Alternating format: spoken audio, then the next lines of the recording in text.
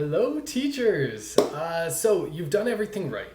You have built rapport with your students. They have booked a package with you. You've built a relationship.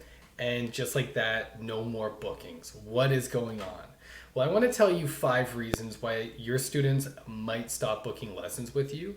Just to put you at ease before you freak out, I'll tell you a little bit about my story with this and my experience.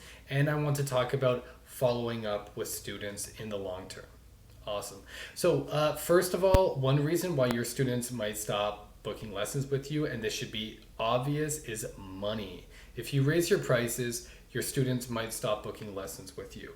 Yeah. So we could just get that out of the way. This is something that you could possibly reconcile if you decide to give your students discounts. I could tell you that I have been able to keep probably 60, maybe even more than 60% of my students because of the fact that I give them discounts. Even if it's just for another 10 lessons or another 5 lessons, this could keep your students around longer. This could help them to learn with a great teacher for more time. And this could help you by having more work for another 5 or 10 hours. Aside from that, it could be your schedule. Your schedules simply don't match up. For me, having as much availability as possible is the best way to go. I am very well established on iTalki in accordance with my goals and my aspirations, but I still don't get my calendar filled every single day. So having a lot of availability is important. Maybe you don't have that. Maybe you only teach, part-time, 3 hours, 4 hours here or there. That's fine. But that could be a reason why your students are not booking anymore, especially if they live in a different part of the world. So if you're worried about that, you could always reach out to your students and ask them. You could create feedback forms or surveys to see what time works with your students. Those are some ideas right there. Fantastic. Number 3, burnout. A lot of students burn out just like teachers burn out. And believe me, when students muster enough courage to get onto a learning platform where they're going to be speaking to a stranger who lives on the other side of the world for an hour, especially as somebody who has a low level in English, especially for somebody who is very nervous and very shy, this takes an incredible amount of motivation. And the only problem with that is sometimes it fizzles out. Now, there are things we could do with our students to make sure that we kind of continue the motivation so that they don't spread themselves out too thin too quickly. But that's a different story for a different day. Long story short, this is a good reason for students not booking any more classes, so you should keep this in mind. And I'll speak more about this in future videos as to how we could keep this motivation instilled in our students and how we could be more supportive to avoid this kind of burnout. Awesome. Number 4, simply your style. And we don't want to admit this. And for me, when I started on iTalki, every time I didn't look at the glass half full. I looked at it half empty. Every student who wasn't rebooking, I was thinking there was a problem with me. But let's get real. A lot of students look for basically what your demographic is. And that's something that a lot of us can't change.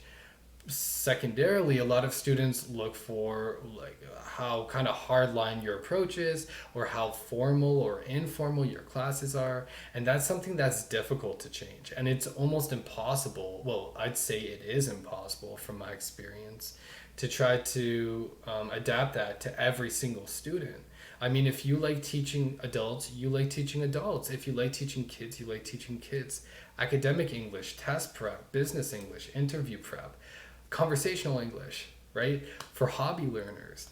I mean, this is going to be hard for you to attract people of every single cohort, right? So if you have a different style, embrace it and wish the best for your students as they carry on and hopefully find the best teacher that fits their needs.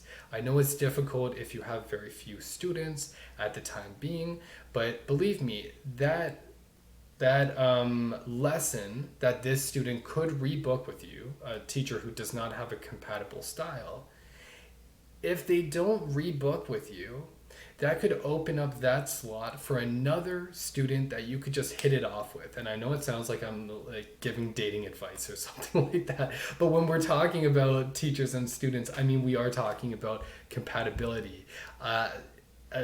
To a certain extent, especially in one-on-one lessons, and sometimes it just depends on who you gel with, and who you really who you're able to get on with the best. And number five, I'd say just a change of plan. This is kind of similar to burnout, but not completely. I've had some students who are like, okay, I want to go to Canada, I want to take the IELTS exam, or I want to, move to Toronto, I'm doing interview prep, blah, blah, blah.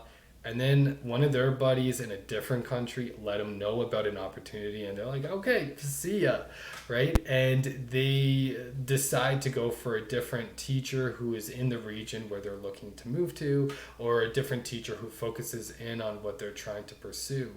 For example, I've had some students who decided, I'm not going to school anymore. I'm not going to university. I don't want academic preparation anymore. I want business English preparation. And there are other teachers on iTalki who I could get that kind of experience from, that training from, right? So those right there are five solid reasons, and I know there are more, why students do not rebook with you, and please do not take it personally like I did. All right, cool. So now if your students don't rebook with you, if you haven't heard from them for a while, what do you do? Well, personally for me, maybe two or three of my teachers have ever reached out to me after I haven't rebooked with them for a while. Yeah. So that just gives you an idea. Out of the 50, 60, 70 teachers I've taken classes with on iTalki, only two or three of them followed up with me. That's fine, right? So obviously it's quite rare to follow up with your students if we're judging it from that kind of base, right? From that sample.